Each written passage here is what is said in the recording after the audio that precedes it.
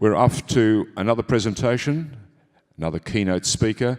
Would you please welcome the General Manager of Football Operations at the Gold Coast Suns, John Haines. John?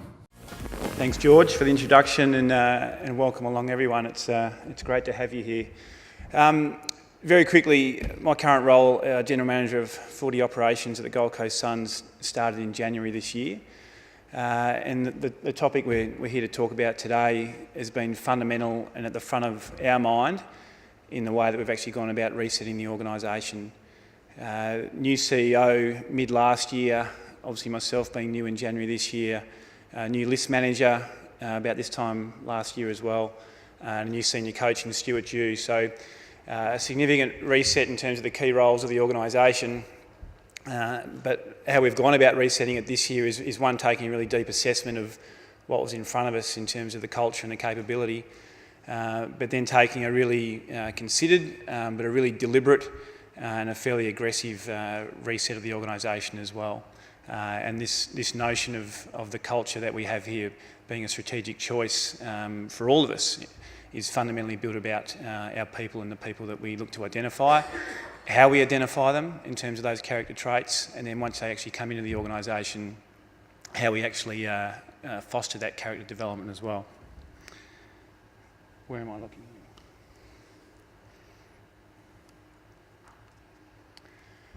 The notion of character has all been brought up today in a couple of the conversations already. It's front of mind in a range of different sports at the moment. You know, we're seeing a great little case study in Australian cricket at the moment, and some really strong debate as well. You know, even as late as yesterday, some interesting discussion between Michael Clarke and Gerard Whateley around what character and culture is and what it means for different people. There's plenty of examples in world sport as well. You know, the Hernandez example from a number of years ago in the NFL is a great example of decision making around character and the potential impact that it can have on your organisation, again, both culturally, but also, you know, in light of the conversation we had just then on the bottom line. You know, there were clear warning signs around Hernandez in all of the documentation and all the research undertaken. The club decided to take a punt based on talent, and you know, they're still dealing with the ramifications of that now. Besides sport, there's obviously the broader social implications that our young men and young women are facing in terms of their own lives. You know, we've got record numbers of particularly male youth suicide, you know, real increase in risk-taking behaviours in our young men and women. There was a terrible incident just this week on the Gold Coast at schoolies. This notion of what does it mean to be a young man as well in this world that we live in today is very different than what we all faced when we were coming through. The 1 in 10 primary school teachers these days are male. So when we couple that with increasing divorce rates, nearly 1 in 2, you know, what impact is that male role model behaviour and lack of having on our young men coming through in their adolescent years? So it's a significant topic in itself socially. And from a sport context, you know, when we're looking at trying to bring in young men into our organisation and young women now, all of these factors are really at the front of our mind as to not to say, no, we're not going to recruit that particular person, but making sure that we have absolutely full awareness of what the person's background is, and when they come into our organisation, what do we actually need to resource them with and put around them to make sure they're a real success. Just quickly want to show you this quick video. It only goes for 2 minutes. It's Tony Romo, who used to be the quarterback of the Dallas Cowboys, and I just really want you to concentrate on the language that he's using here in the context of 1, character, but 2, culture.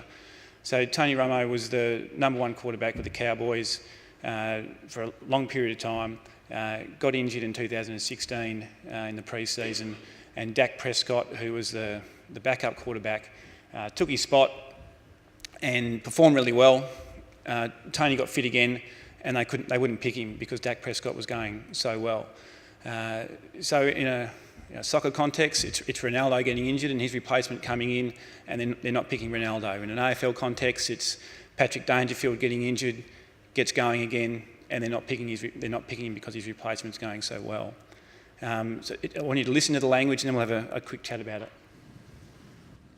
You see, football is a meritocracy. You aren't handed anything. You earn everything, every single day, over and over again. You have to prove it. That's the way that the NFL, that's the way that football works. A great example of this is Dak Prescott and what he's done. He's earned the right to be our quarterback. As hard as that is for me to say, he's earned that right. He's guided our team to an 8-1 record, and that's hard to do. If you think for a second that I don't want to be out there, then you've probably never felt the pure ecstasy of competing and winning. That hasn't left me. In fact, it may burn more now than ever. It's not always easy to watch. I think anybody who's been in this position understands that. But what is clear is that I was that kid once. Stepping in, having to prove yourself. I remember the feeling like it was yesterday. It really is an incredible time in your life.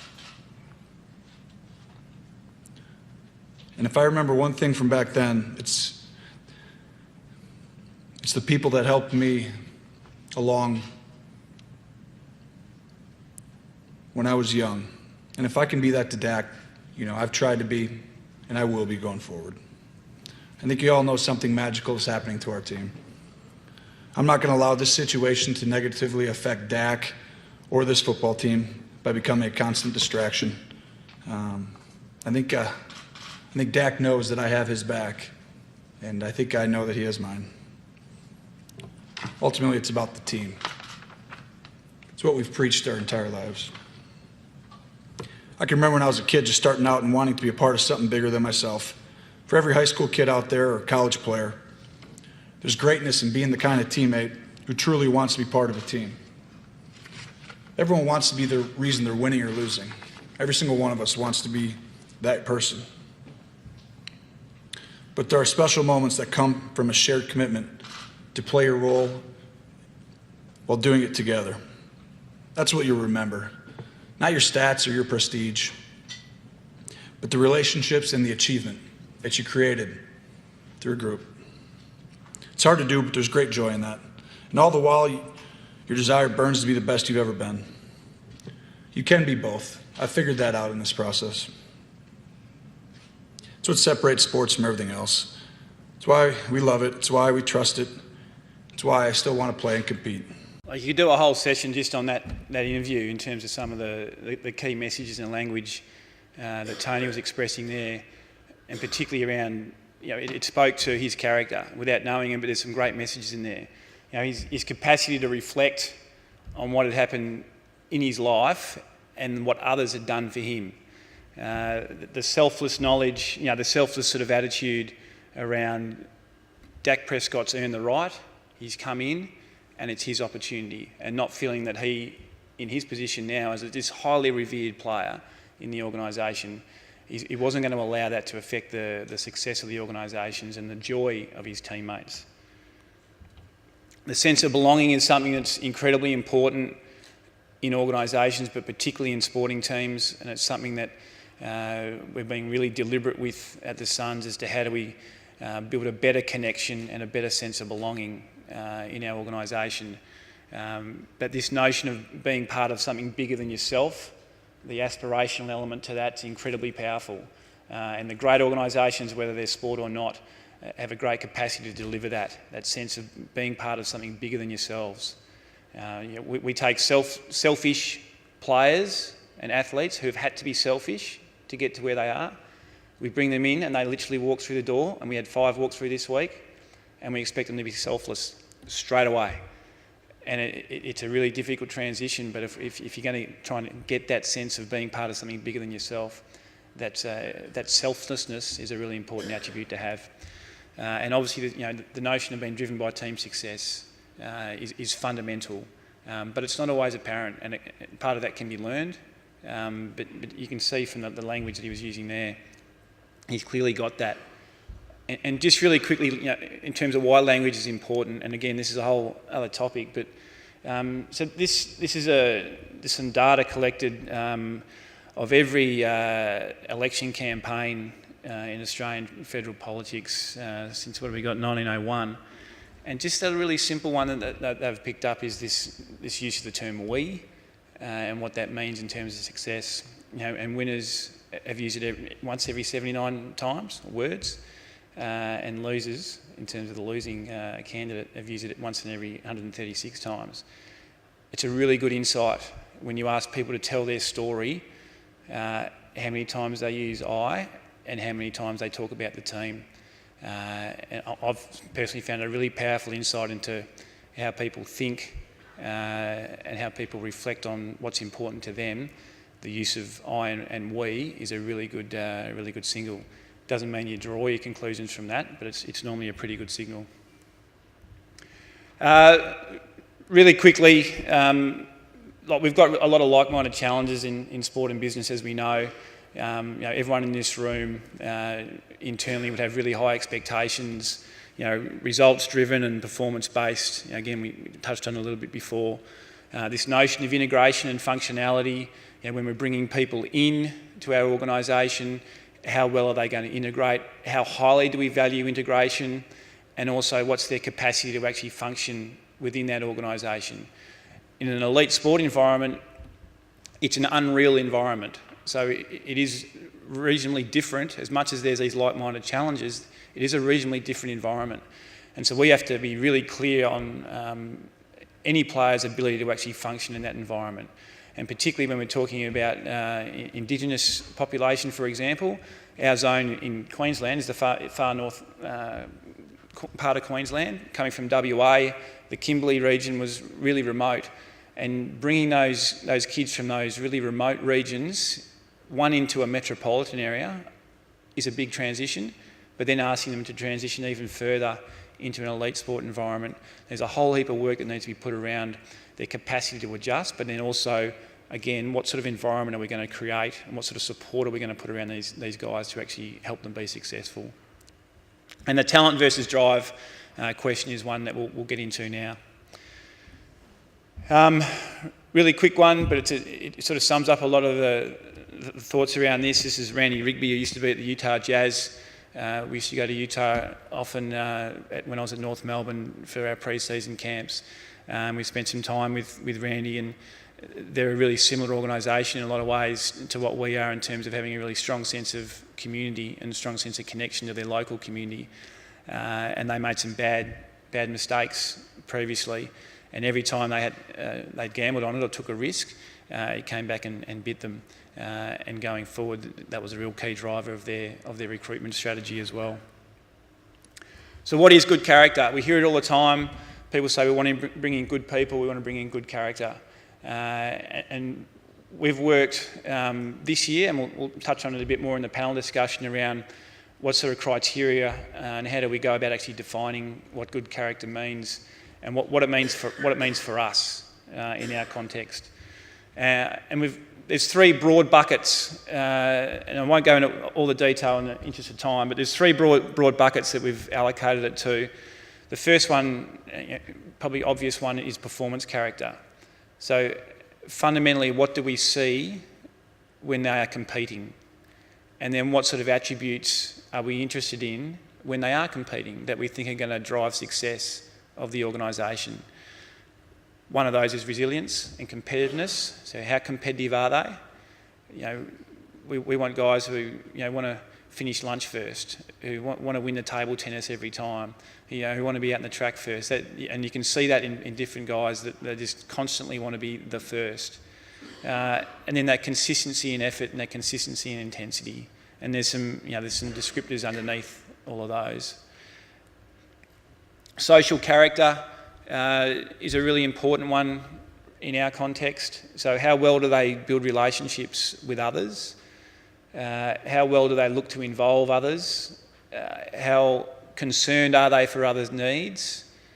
So that notion of building strong relationships, again, I think particularly in the last 2 or 3 years, I think since the Western Bulldogs premiership in an AFL context, we heard it with Richmond, we heard it with West Coast this year, that strong sense of connection and strong sense of care for others.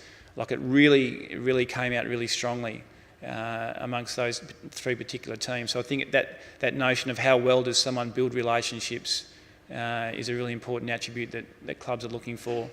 The ability to influence others and actually having an awareness of their power to influence others. What sort of role model are they? This put the team first, a bit like what Tony was saying before. Not what you get versus what you can give. This sense of entitlement in the AFL is something that has concerned me over the last sort of 5 or 6 years with the growth of the game and the growth of the revenue that's coming into the game.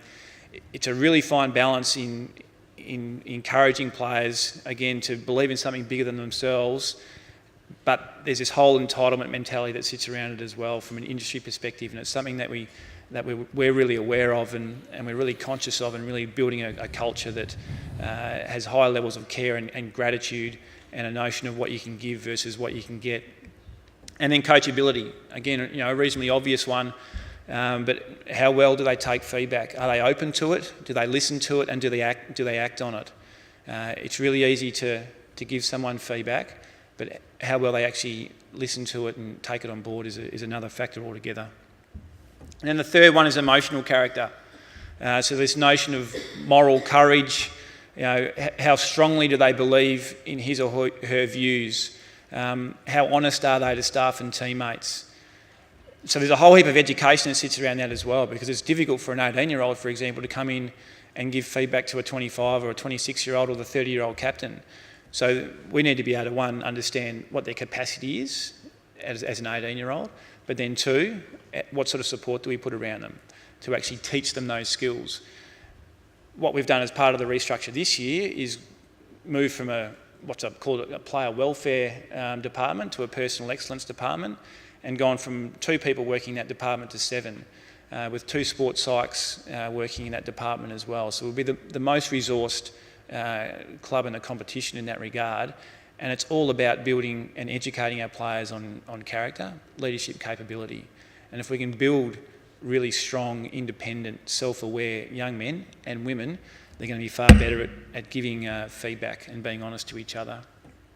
This notion of recovering from trying personal circumstances, redemption, we were just talking about it outside literally 10 minutes ago in terms of the Melbourne Storm, but in an individual sense, people who have been able to have some setbacks, recover from them, and then have success is a great character attribute, and it's consistent all the way through. We're always concerned when we interview players and you ask them what's the worst thing that's happened in your life, and the response is, I haven't had anything bad happen to me at all. Straight away, the alarm bells go off, and we need to delve deeper as to what does that person mean by that. Does that mean they're just a really optimistic person and every day is a good day? And that's great, some people have that. But what do they understand by a setback? What do they understand by the worst, something significant happening in their life? And then the last one around self-control, calm under stress, just mentioned optimistic, tolerant. Again, a really important attribute. Under pressure, we want to prepare our players for the toughest possible circumstances at the AFL Grand Final. What year that's going to be, we don't know. But our aim is to prepare them to endure the toughest possible circumstances. And the ability to be calm under those circumstances is critical. So again, the better we understand that, and then also once they come into the environment, how can we foster and educate and develop that attribute is a really important one. In terms of the process that we undertake, this is a really, really quick snapshot in terms of the people that we might speak to. Whoops. It's still there. The people that we might speak to and the actual timeline that it takes to develop a profile of each of the players in the draft pool. The majority of our time is spent in that bottom section in the blue there. The top section in the yellow in terms of physical attributes and the medical side of things is a reasonably, or firstly the medical stuff is a reasonably objective assessment from our medical staff. The physical attributes likewise. The performance talent part, our recruiters, we've got recruiters spread like all clubs across the entire country, have a really strong understanding of what talent looks like, and they watch the players an awful lot, almost to the point of sometimes too much. So then what we want to understand is these parts in blue and spend a lot of time talking to employers, deputy principals, subject teachers. We're not interested in talking to the phys ed teacher or the head of sport. And the reason for that is normally the kids that we're talking to are also the best tennis player, the best cricketer, the best athlete. So normally the response from the head of sport or the phys ed teacher is, oh, outstanding young guy, fantastic, wins this, wins that. We know all that stuff. We want to talk to the 55-year-old female biology teacher. How does that young man behave in class when he hates biology? How much does he disrupt or support his classmates if he's not engaged in learning? They're the people that we really want to talk to. Deputy principals we're keen to talk to because they normally oversee discipline within schools. We want to understand what sort of relationship does a player have with a deputy principal. If it's a really good one, we need to find out more. In terms of friends and social media, teammates, opposition, family, like there's a whole subsection there that our recruiters and our sports psychs and our personal excellence staff will speak to gain a deeper understanding of how does that player behave. What's he like to play with? What's he like to play against? How does he behave on social media? What sort of lessons can we pick up from a social media perspective in terms of how he interacts with his peers? How does he interact with females? How does he interact with people in authority? These are all the sort of information that we need, that we continually educate ourselves on, but then continually going back to the player and probing and asking further questions. So again, we've got a full picture. And the coaching part is obviously is part of that process as well. And not so much from a performance point of view, but more so, again, how coachable are they? How resilient are they? How well do they interact with their teammates? How supportive of their teammates are they? What sort of work are they doing in the community? So all these other areas of their personality that we just have to find out about are really important parts. So if you sort of break that up, we would spend 70% of our time in the blue and 30% of our time in the yellow over that sort of two-year period. A couple of really quick examples from a couple of players we drafted previously. One player was a really highly regarded player, and we found out that he'd cheated in his English exam. So the teacher had literally gone out of the room and he'd got the exam paper, it sounds remarkable, got the exam paper off the teacher's computer, put it onto a USB, and then he obviously knew what the exam was and he started selling it and giving it to his classmates. Quite creative, you might say. When we actually asked him about it, he flat out lied. He said, no, I didn't do it. And we knew it had happened, and so we continued to probe and he continued to deny. And so for us, that was a really clear message from a character perspective. That player got drafted, didn't last the distance. So when I say that, lasted 3 seasons in the AFL.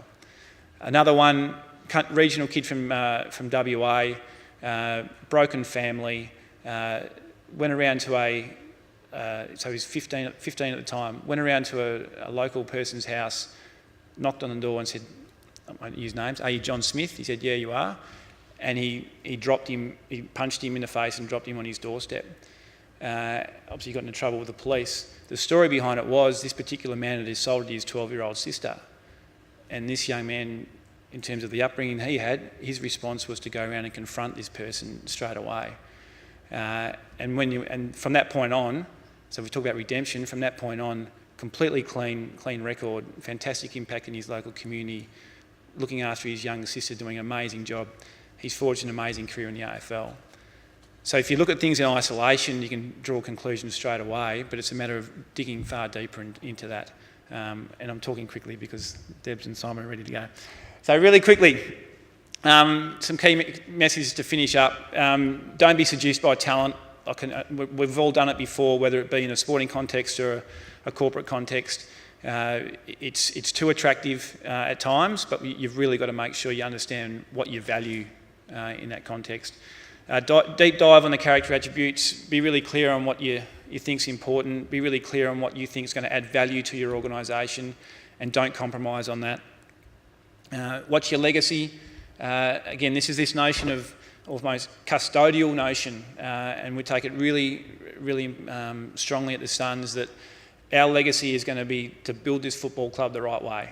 And then when Stewie and I are gone, there'll be another crew that will come in, but the club's going to be in great shape and it's going to be in a great place, and we're really focused on that. So having that legacy piece in your mind rather than just coming in and going, I'm just doing my job, this is all about me. That, for one, it's not great character, but it's got to be what's your legacy? What are you going to leave behind you? And then the last one is do the work. Like this stuff takes time. You can't just find out about someone through a Seek ad and a 35-minute job interview in front of a panel and a psych assessment. Like it just doesn't. And I know there's time pressures related to all of our worlds, but if you want to get this right, you've got to do the work.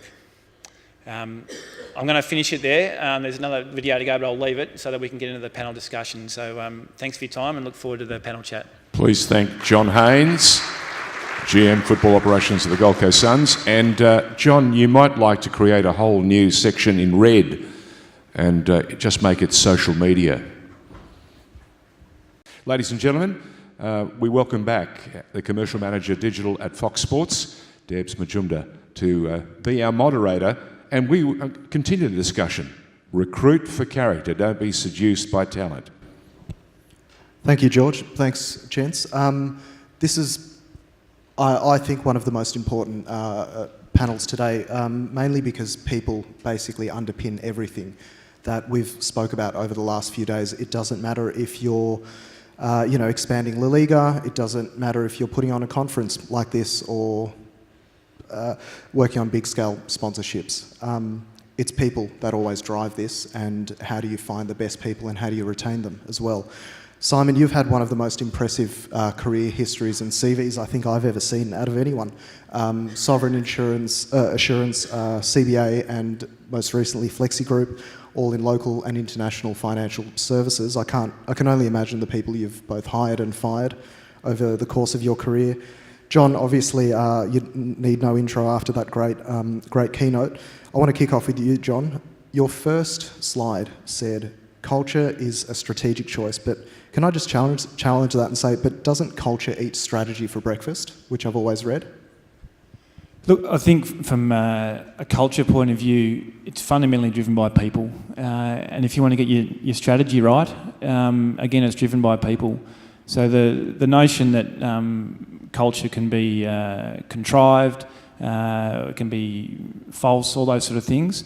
If you want it to be genuine, if you want it to be authentic, it's a matter of getting the right people in the right roles. And then it becomes the next phase about letting them have the framework to work within. But when you walk into an organisation, you can feel it straight away. And it's not what's on the walls, it's not what's in and around, it's how people interact with you. Symon, I just want to talk about character because it's a little bit hard to define and quantify. Let's just say it's the moral qualities of an individual. How important is this in recruiting top talent? It's really important. I think talent can be very seductive, and I think we've all made the error of recruiting a star. And one of the great lessons I had as a junior was a senior manager said to me, you can always find someone to sell something for you. You can always find the star. And there's always a reluctance, and I'll just use traders as an example in financial services. And we've heard the colourful behaviour, you've seen all the movies on it. But the reality is when I started in financial services, that was pretty true.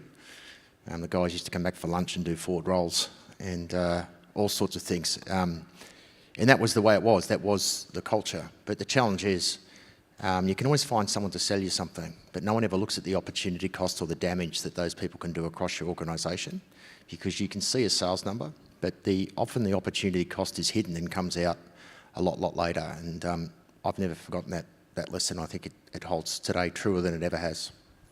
Symon, you've also led multiple teams, both here and internationally, and even won a UN prize for workplace diversity.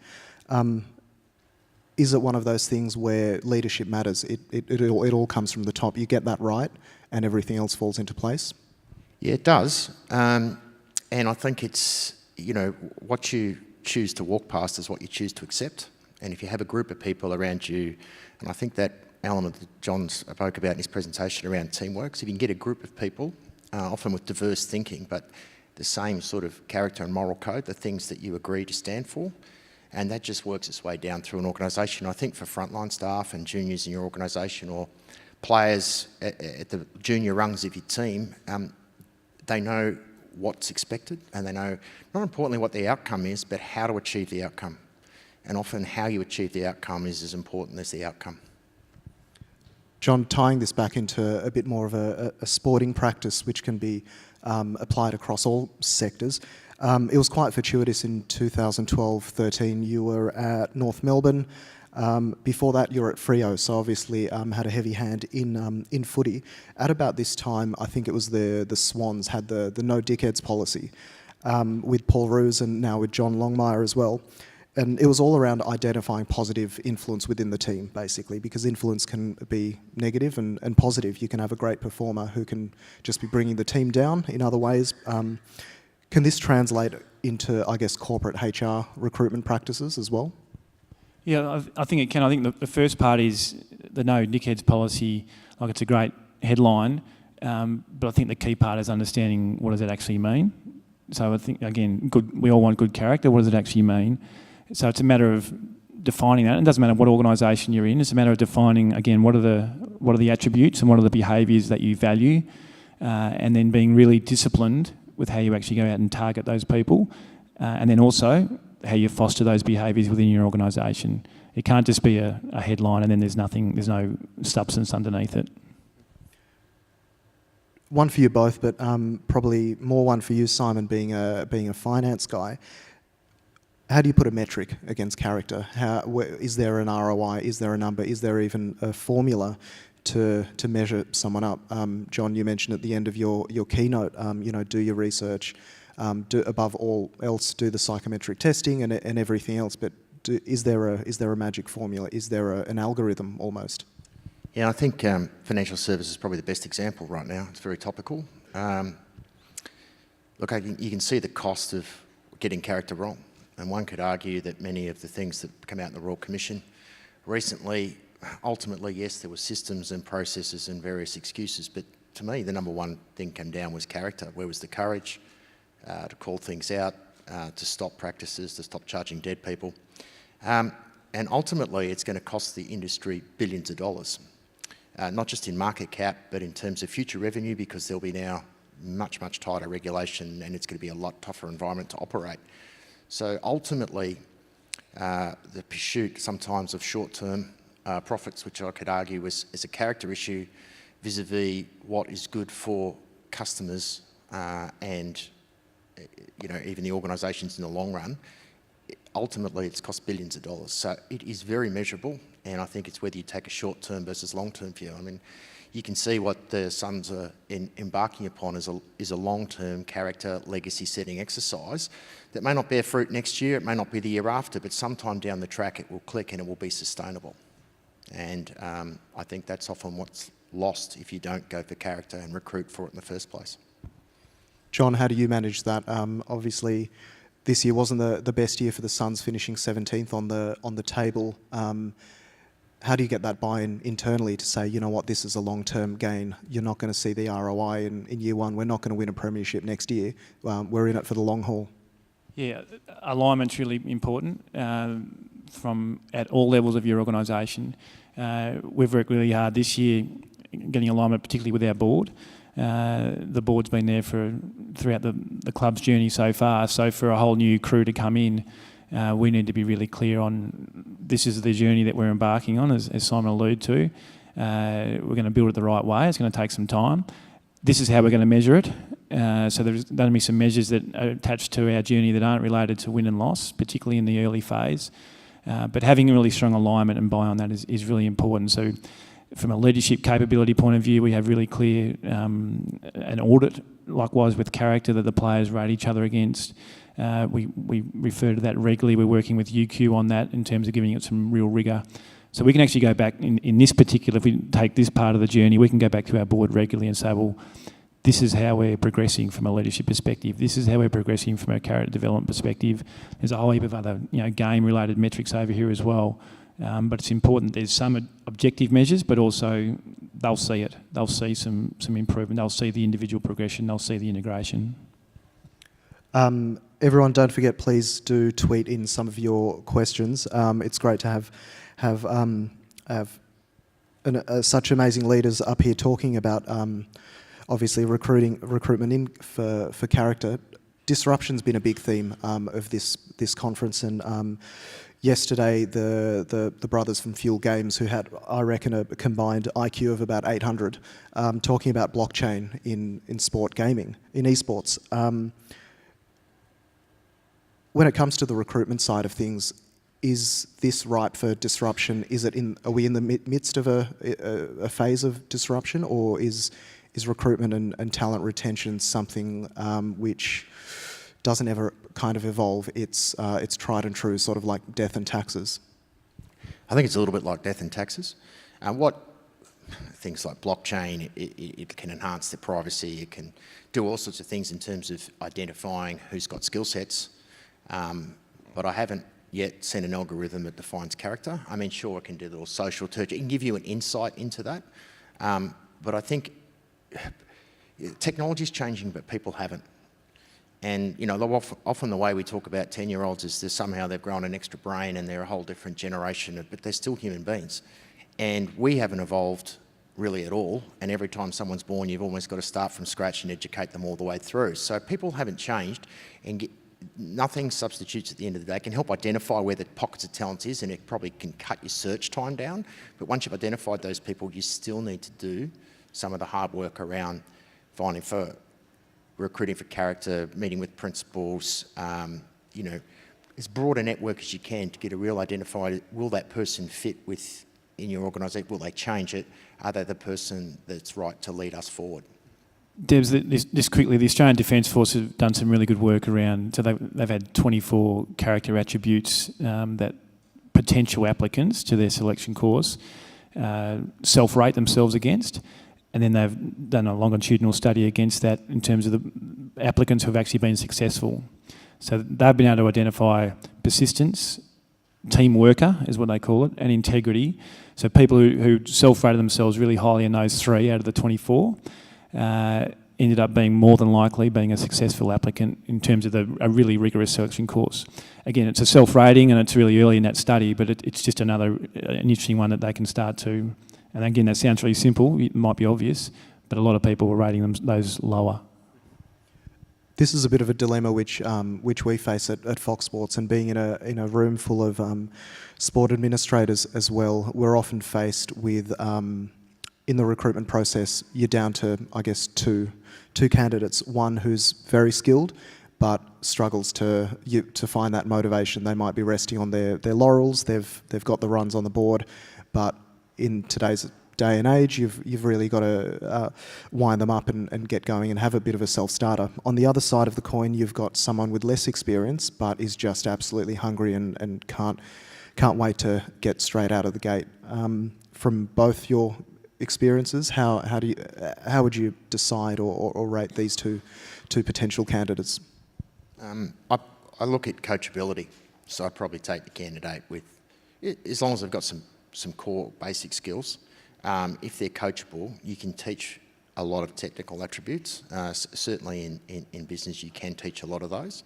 So if they're coachable, but if their willingness and their other attributes are very high, then you take that candidate every day of the week. And every time I've heard on the other side, it's ended up being a very expensive exercise. Yeah, I concur basically. Yeah, if someone's high talent but lacks motivation, lacks drive, resilience, all those sort of things, it's an easy decision. There's always that age-old saying, good help is hard to find. Is the investment for search for talent proportional to the outcome? I know we've kind of mentioned ROI, but I don't know, is it, gents? Look, it's expensive. I've had mixed results, but look, I think the investment at the end of the day is absolutely worth it. But I think it's how you finish it. So you can find a good group of candidates and a search firm can do that for you, but ultimately it comes down to how much effort you put in as an organisation. So if you want a search, they're not your organisation. They can have an idea of what they want to find, but I think companies, and I can't really talk for sporting organisations, but don't put enough effort into that final 2 yards to get over the try line, and that to me is the most critical. And if you're not prepared to put that effort and time in, you at the end of the day, it's your choice. So search can only do so much, but I think you have to take accountability for it. Yeah, I think well, there's plenty of examples in world sport, isn't there? I mean, the Hernandez one is one that we briefly touched on today.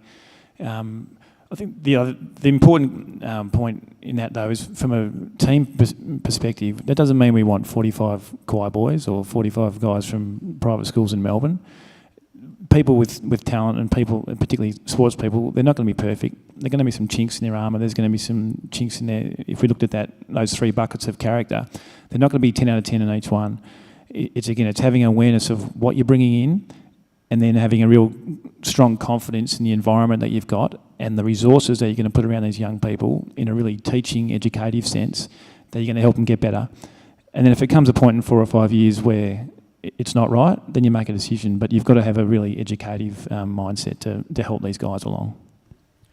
Symon, working in the financial services industry, you'd probably appreciate that age-old quote from Richard Branson around clients don't come first. Employees come first, you look after them, and they look after your clients, basically. Does that hold true at the moment? Oh, I think now more than ever. At the end of the day, your people are your conduit to the market, and I think about it in terms of sporting as someone that's been involved in sponsoring football teams and various sporting organisations, the New Zealand Triathlon team. You look for that engagement, one with your people, but the character of the organisation, because they will have young men and young women will do silly things occasionally, but it's the resilience and the character and the integrity of the organisations that you're dealing with that you want to feel that they're the characters you hold and represent. So I think it absolutely holds true. Yeah, I mean, organisational and personal character are slightly different things, but they're related, aren't they? And the impact of behaviour on partnerships, on the organisation, all those sort of things, it can be immense. We're seeing this, the Australian cricket team and the challenges they're going through at the moment, their lack of connection, their lack of emotional connection with the Australian public, like it's palpable. You can see it, you can feel it. So as an organisation, culturally and from a character perspective, I'm sure they're looking at, okay, well, how do we deepen that connection with the Australian public? How do we better present our team and our behaviours so that people start falling in love with us again?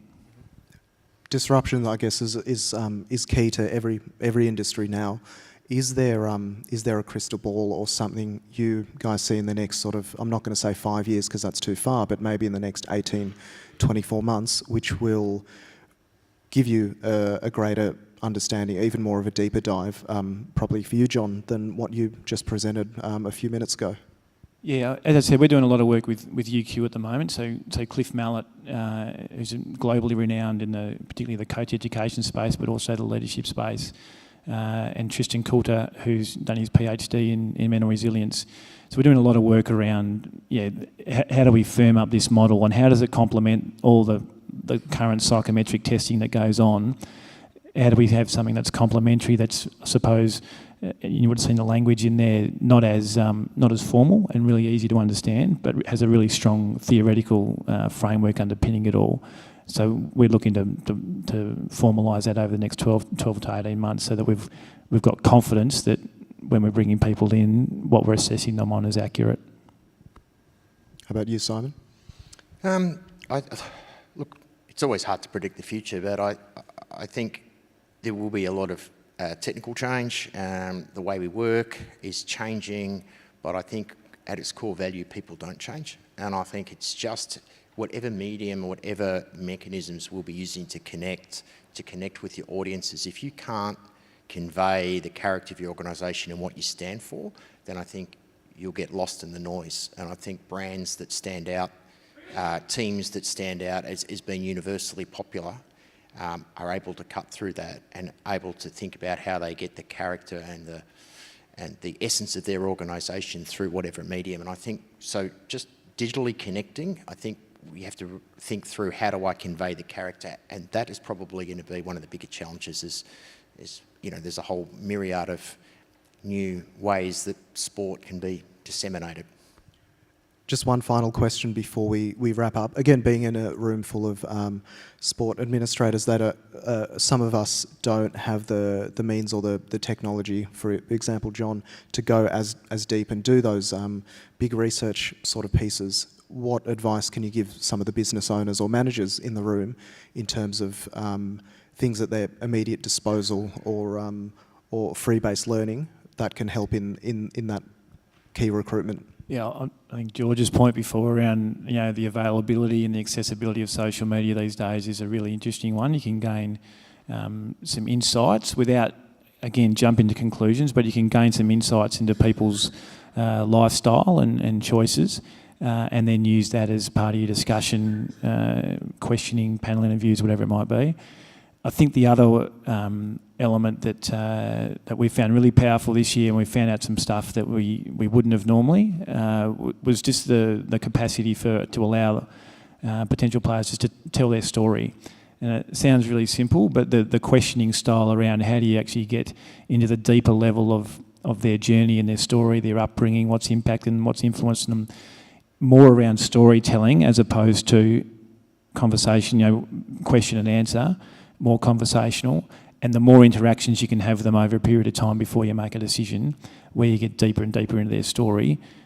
Again, that takes a little bit more time, but I think it's a worthwhile investment. We've certainly found it to be. Symon, you've run teams and businesses before. What would your advice be in this front? Oh, look, I think connection, firstly having the character and the character sets, but secondly it's creating connection amongst your teams and then connection with your customers or your audience. And stories are probably the greatest way to do that. And it's like, if someone asks you to do something or tells you to do something, if you get context, and really that's what storytelling and people's stories enables you to do, is once you understand the context, you're a bit more empathetic towards it. And it's really telling your story as an organisation or as a sporting body to enable people to connect with you. And I think that's invaluable. Fantastic. Gents, thank you very much for your time. John Haines and Symon Brewis-Weston, everyone. Thank you, Debs. Debs Majumdar, John Haines and Symon Brewis-Weston. Fantastic job, well done.